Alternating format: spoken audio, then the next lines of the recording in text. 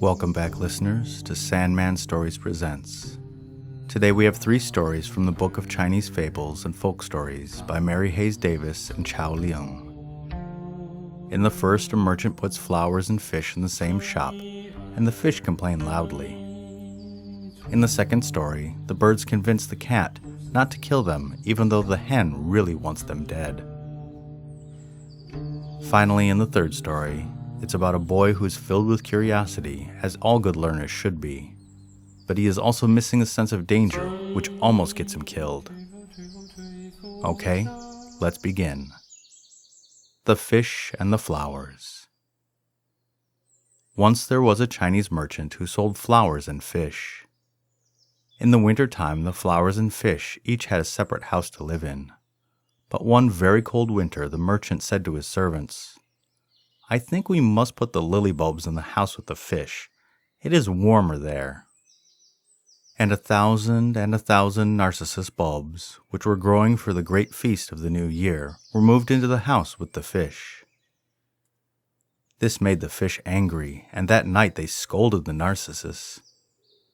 "Friends," said the fish, "this is not your place, and we will not have you here. We do not like your odor. You spoil our people.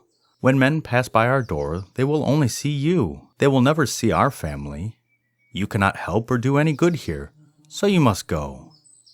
Every day 100 merchants and students come to visit us. If you stand by our door, they will surely think the fish are all gone, and there is nothing but flowers left. We do not want our place to smell so strongly of flowers. We do not like it. It is very bad and makes us sick." The narcissus answered, "Strange, but we were thinking that same thing. Some people say that fishes have a bad odor, but I never heard it said of our flowers. I think I will say no more about it. Let the others decide." Then another flower spoke and said to the one who had been talking, "Hush, sister, this is not our house. We will go tomorrow. Let these fishes say what they will about us, and do not quarrel with them. All people know we are not bad, and that our fragrance is sweet." When the morning sunshine came, the doors were opened, and 1,000 flowers had blossomed in the night. And the people said, "Oh, how sweet! Even a fish house can be made pleasant. We wish it could be like this all the time." And one visitor said, "How sweet this place is! Do fishes or flowers live here?" And when he saw, he said, "It is too bad to put delicate flowers in evil-smelling places." Then 3 students came by to buy flowers. The servant brought 3 pots from the fish house, and the students said, "We do not want pots from the fish house. Give us others. These have a disagreeable smell, like the fishes." The fishes heard all, and were even more angry at the flowers. But the flowers heard and were happy, and they said, "How foolish to quarrel and try to put evil on others." Yi Zi, meaning, the good need no defense. Their best defense lies within themselves. Story number 2. The Hen, the Cat, and the Birds. Once a farmer's boy caught 3 young woodlarks. He took them home and gave them his best and largest cage to live in. Soon they were happy and sang almost all day long. Everyone liked the birds very much, excepting the cat and the hen.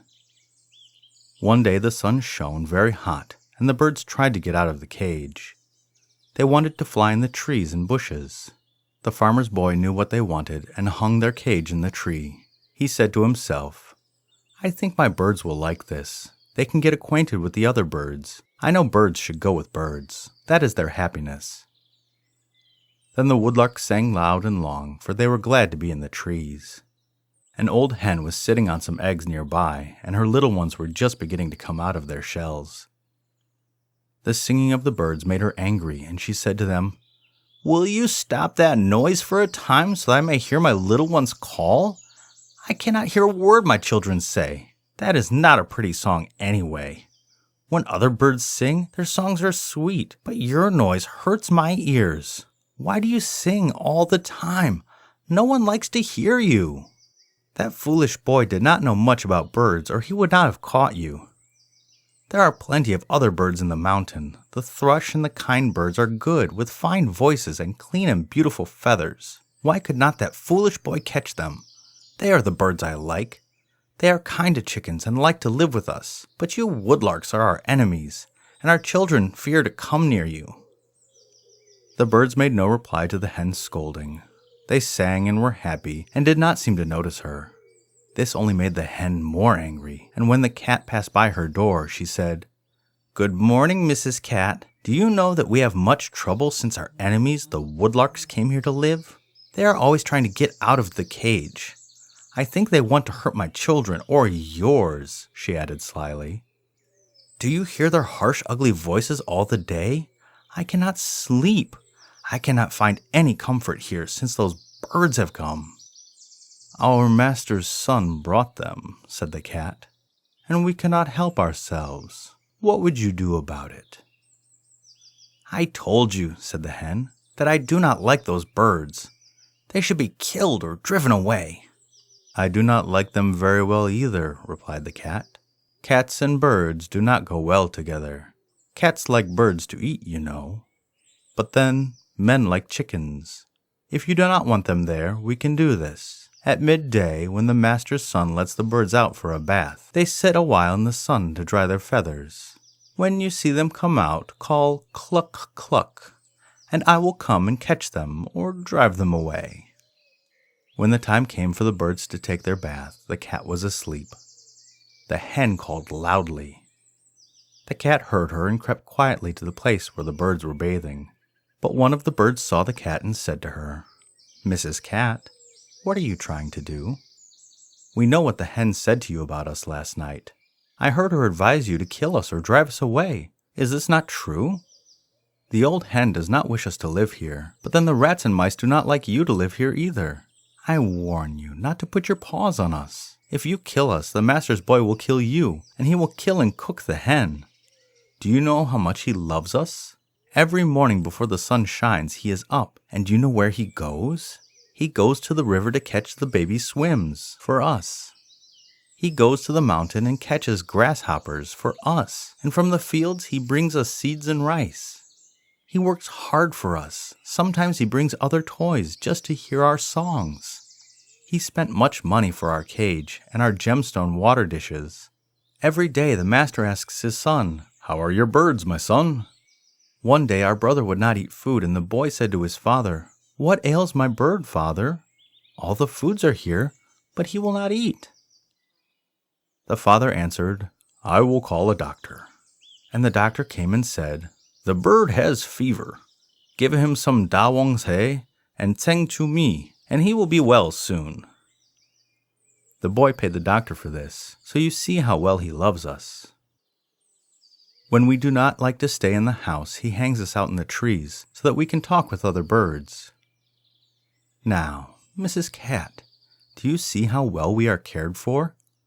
Go back and tell the old hen not to talk about us. Do not notice what she says against us, for if you kill us, as the hen wishes you to do, you will surely have no life left in the world. You see how cunning the hen is.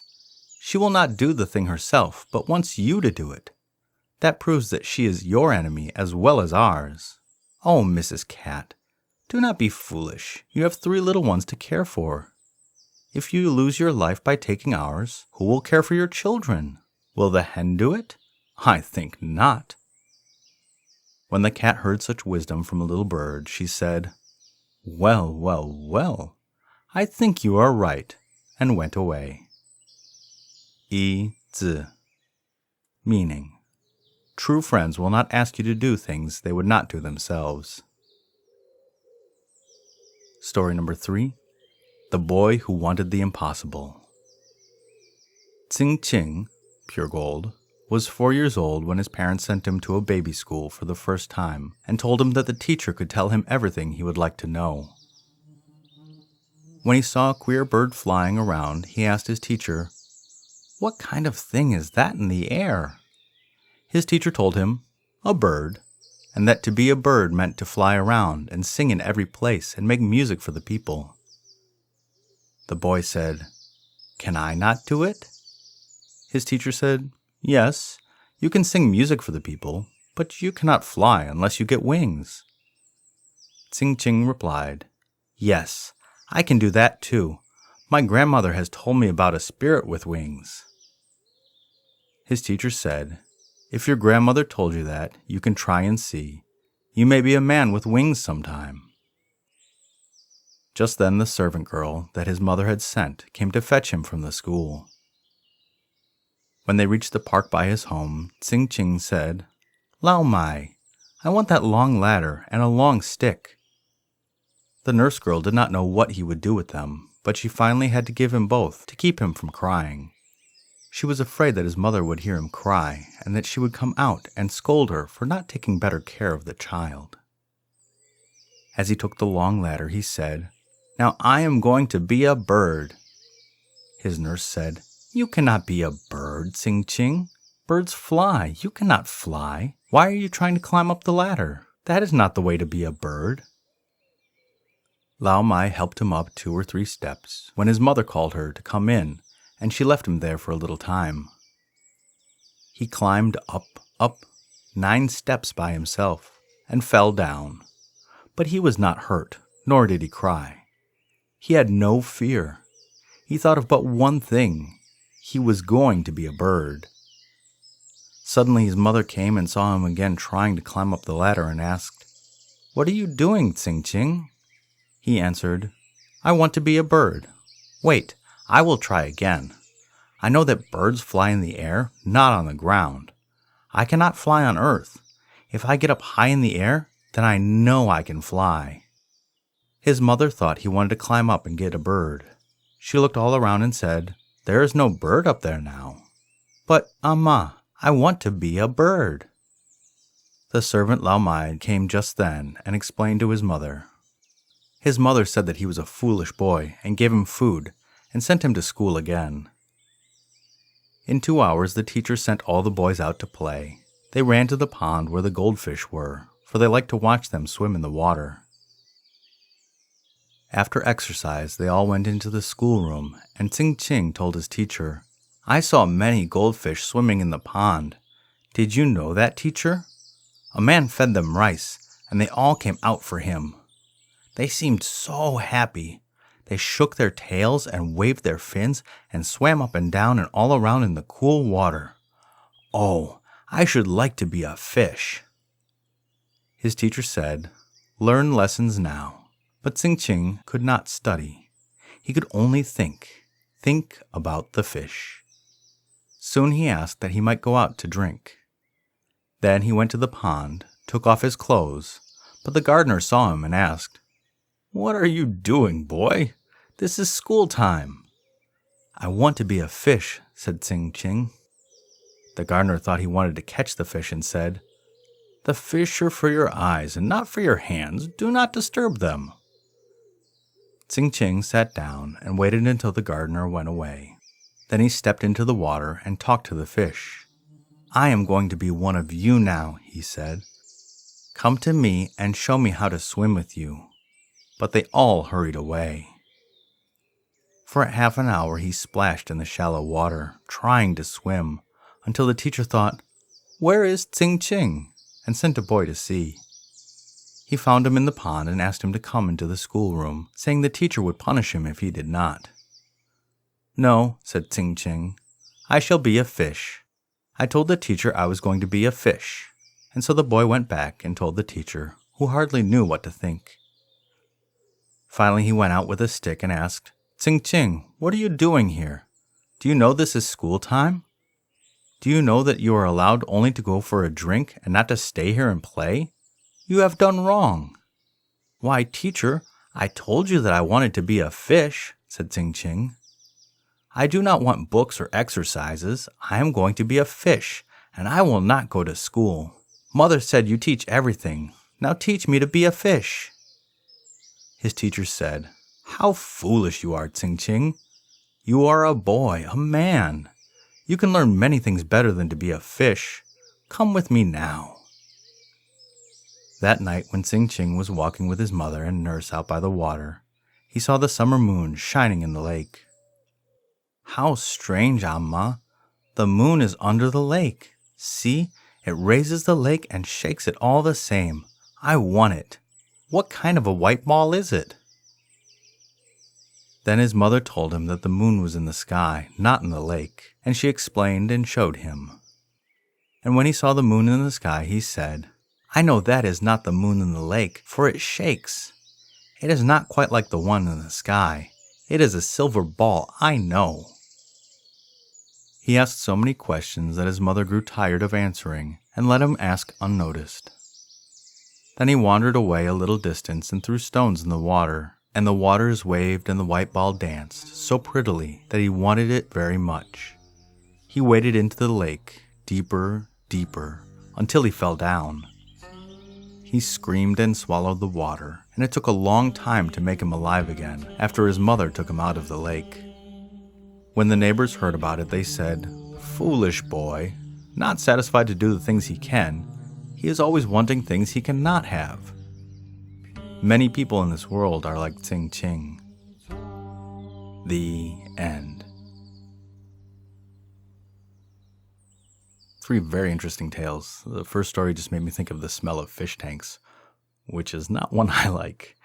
The second story was an interesting tale of jealousy, and the hen getting the cat to do the hen's work. Yeah. And the third story was my favorite. I really identify with the boy in the way that he likes to learn things and do things. I thought it was really beautiful to see. I know it was not the message, but I like it when students are curious. The podcast shout-out is to the Vocal Fries podcast. I first became aware of this show when one of the hosts was on another linguistics podcast that I listened to. The hosts, Dr. Carrie Gillian and Dr. Megan Figueroa, talk to people around the world about how language is important to the speakers. They talk about linguistic discrimination and how everyone makes judgments about how people speak, and it's really unnecessary. They are a shining example of examining biases that we hold against speakers and signers of languages. It has really helped me see why I had feelings about things like vocal fry and upspeak and what it said about me, and I love their tagline. Since it contains a swear word, I'll keep it PG here. Don't be a jerk.